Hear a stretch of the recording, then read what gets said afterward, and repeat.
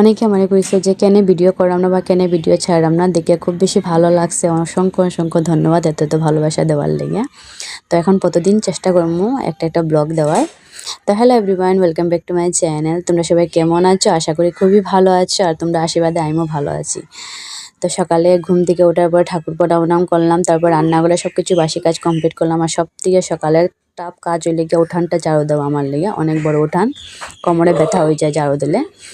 তারপরে তো ফ্রেশ হওয়ার পরে একটু গরম জল খাইলাম, তারপরে চাও খাইলাম। খাওয়ার পরে কতগুলা কাপড় ধোয়াইছি, ধোয়ার পরে যে মেললাম কাপড়গুলা। তারপরে তো কতদিন হয়েছে বেডশিটটা চেঞ্জ করলাম না, তো ভাবলাম আজকে চেঞ্জ করিলে, তো বেডশিটটা চেঞ্জ করছি। তারপর অনেকগুলা রান্না করছি, এখানে শেয়ার করলাম না, প্রচুর রান্না করছি। তো এখানে আমি ডাইল করছি, তার সাথে ডিমের রসা করছি, উড়ি দিয়ে করুয়া করছি, এখানে লাউ ভাজা, বেগুন ভাজা আর পাঁপড় আছে, আর তার সাথে টমেটো চাটনি আছে। তো আমার ভিডিওটা যদি ভালো লাগে তবে সেটা লাইক কমেন্ট শেয়ার করে দিও, আর যারা আমার ফলো করছে না প্লিজ একটা ফলো করে দিও। তো আজকের লেগে ভিডিওটা আমি এখানে শেষ করলাম। তো সবাই ভালো থাকবে, সুস্থ থাকবে, টাটা।